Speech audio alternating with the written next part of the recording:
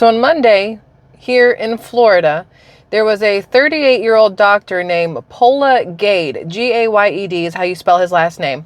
He was arrested in Lake Wales, which I don't know exactly where that is. I do know it's in Florida. But he was arrested for videotaping teenagers in his office, in his exam room. And seeing the story got me thinking about the fact I have a 14-year-old, right? She'll be 15 this year, almost 16. The girl that he got arrested for recording was 16 years old. I don't know if there were more than just the one that I read about in the article. I'm sure there was more, because they said on the news that he was recording people, like teenagers. They pluralized that, teenagers, in his doctor's office.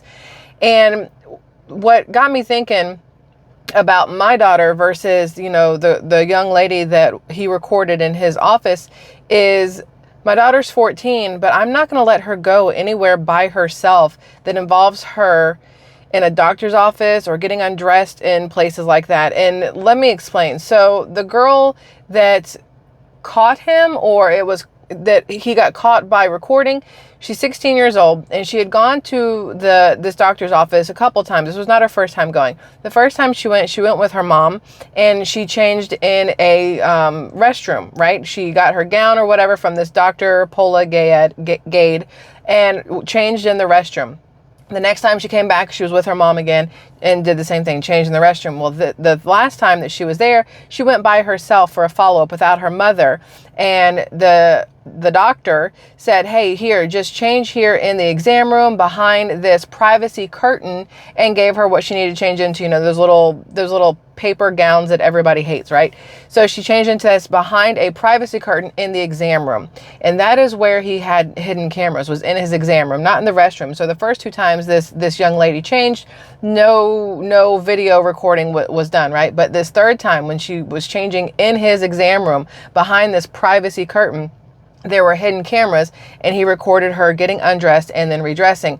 And ladies, for those of you who have been to doctor's offices when they want you to undress, whether it's, I'm going to say gynecologist or certain types of doctors, it depends what kind you're going to. Sometimes you leave on a bra, sometimes you leave on underwear, sometimes you have nothing on underneath this gown, depending on what you're getting examined, right? So you have this 16-year-old girl who potentially was getting fully naked and putting on this gown and thinking that she is in a safe place because it's her doctor's office, the place where you can go and be safe and not have to worry about anything. And her mother must have thought she was safe there as well to send her without her. And that's what I want to talk about, not the fact that this transpired, which in and of itself, that man better be glad it was not my child, because he would not have been around long enough to get arrested. I'm just going to put it out there like that. I don't play those games, and I don't trust the justice system to do what it needs to do, take matters into my own hands. I'm not even going to lie about it. So, but what it got me thinking about was, when I was younger, and I know it's so different. It's so different, and it's so different in such a weird way, because when a lot of you guys were younger, you could be out until all times of day and not have to worry about anything, because y'all didn't have cell phones and social media and stuff like that. When I was younger, we didn't have cell phones and social media, so it was actually easier for me to be out as well. But for some reason, I don't know if it's that there's an uptick in all these different kinds of things, or if it's because of such the internet and social media and everything else, that we just see all of these things happening now that maybe were happening before. We just didn't have a way to see it, But it got me thinking about the fact that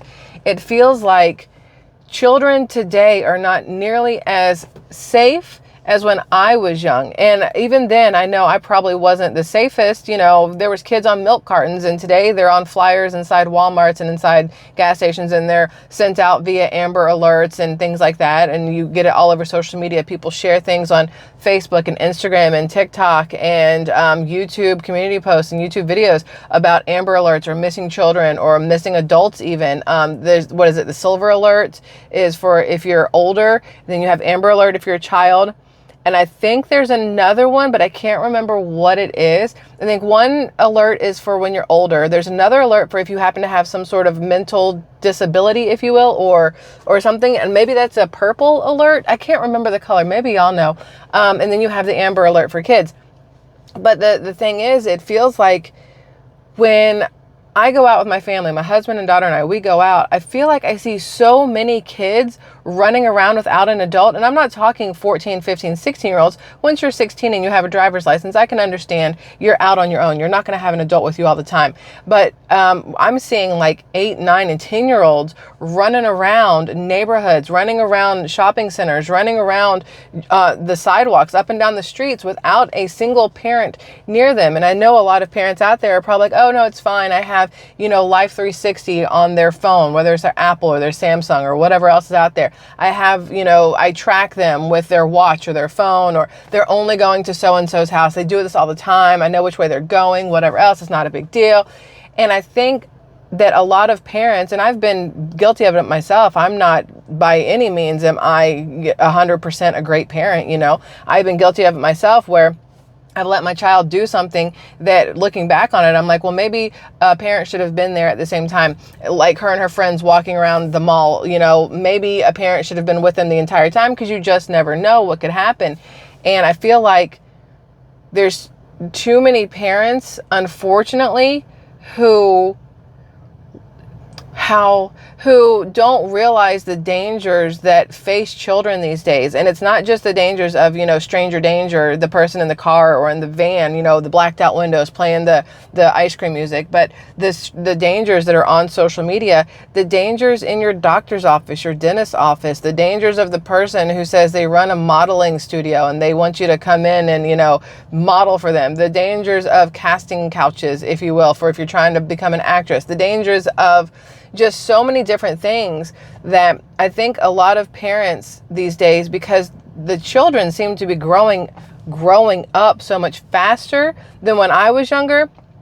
I look at what I was like at 12 and 13, and I look at what girls are like at 12 and 13 now, and we were worlds apart. OMG, were we worlds apart. I wasn't wearing makeup. I wasn't wearing little booty shorts from Lululemon. I wasn't doing any of these things. And kids these days, they're growing up way too fast. And I'm not saying it's all in the parents. It's social media. A lot of it. It's, the movies and the TV shows and the marketing. A lot of stuff is aimed at making kids want to look and feel older way sooner than they should or need to, or anything like that. The parent who let her daughter go to this doctor's office at 16 by herself was probably thinking what most parents would. She's 16, she has a driver's license, she goes places by herself all the time, she's been to this doctor's office, it's just a routine follow-up.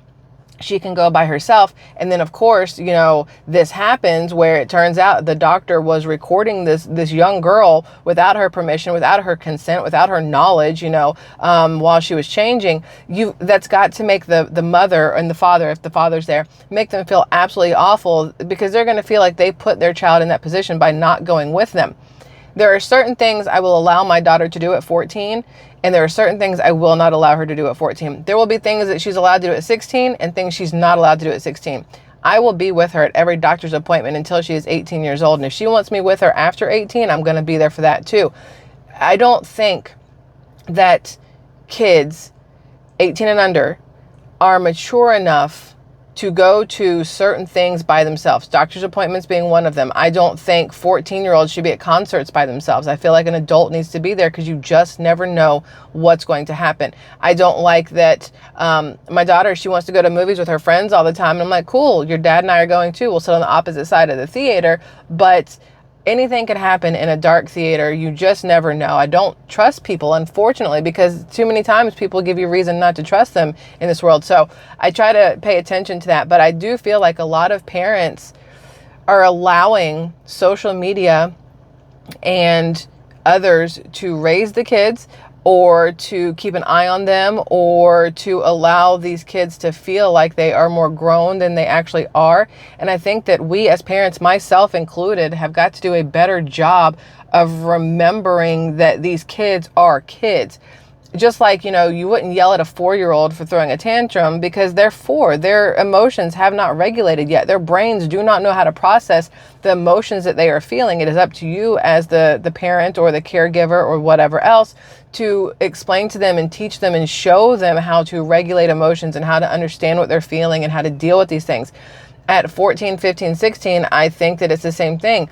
These kids do not understand how awful some adults can be, and it's up to us to let them know. Like, I don't sugarcoat anything for my daughter. She's fully aware that there are some sick individuals out there. She's fully aware there are some adults out there who are just the absolute bottom of the barrel kind of people. And she knows what to be on the lookout for, if you will. She knows what to steer clear of, and she knows like the warning signs of if somebody's trying to like sugar her up or something like that. Like, we talk about these things because I would rather her have that knowledge than not have that knowledge. You know what I mean? So we talk about it all the time. And of course, there's the butting of heads when she's like, but Mom, I'm 14, all my friends. And I'm like, okay, and your friends are not my kids. So unfortunately, you were born into this household, and in this household, this is the way things go. If you want to be in somebody else's household when you're 18, you can do whatever the hell you want. Until then, my rules, or, that's it. There is no or. It's my rules. So she understands a lot. I talk to her about a lot, and because unfortunately, the kids who are sheltered from the bad are going to be the ones who don't know what to look out for or how to deal with it if the bad arises. The kids that are never, but then on the flip side, y'all, the kids that are allowed to just see and do absolutely everything are unfortunately a lot of times the ones you have to worry about with issues before they're fully grown, because they've been introduced to way too many things that as a child they should not be introduced to. I don't know. Just seeing the story of this doctor and what he did, one, it reconfirms my don't trust people kind of thing, but also reminds me as a parent that just because at 16, our children may think they're grown, may feel grown, may whatever, and we may trust them to do things on their own, there are still certain situations where I think we have to remember that we are the parents, we are there to protect them, and there are certain situations where I think that they need to have a parent with them no matter what. And doctor's visits are definitely going to be one of them, especially when clothes have to be taken off, or if anesthesia has to be administered, or any of these kind of things. There's actually an Uber Teen commercial out right now. I don't know if you guys have seen this. Uber Teen to me is just the dumbest thing possible, but I understand why some parents may need it and why some teenagers may need it. I personally don't trust it. I would never want to put a 13-year-old in the back of some stranger's car and have them take them to a house. That's just me. But there's this commercial for Uber Teen right now, and it's a boy who's probably 13, maybe 14, and he's in the dentist office getting his braces off by himself, and then like his dad orders him an Uber so he can go to wherever he wants to go to afterwards. And I'm like, why? Why is this 13 or 14-year-old child at a dentist office by themselves getting their braces taken off, and then why are they taking an Uber somewhere?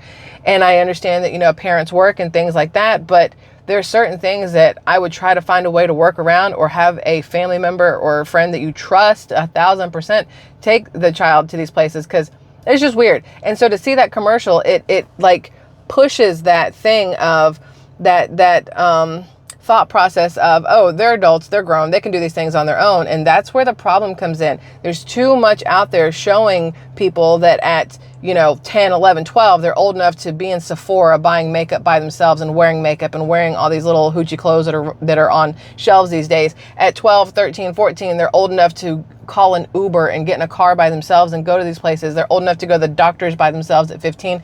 No. I don't want media and marketing to push that as the norm, and then parents forget that it is our jobs. It is our jobs, and at least until the age of 18, to protect these kids with everything that we have. I'm going to protect my child. I can be 90 and she can be, how old was I when I had her? 26, 27? Don't make me do math. I'll be 90. She'll be whatever age she needs to be. I will still throw down my life to protect hers. I mean, that's what parents do.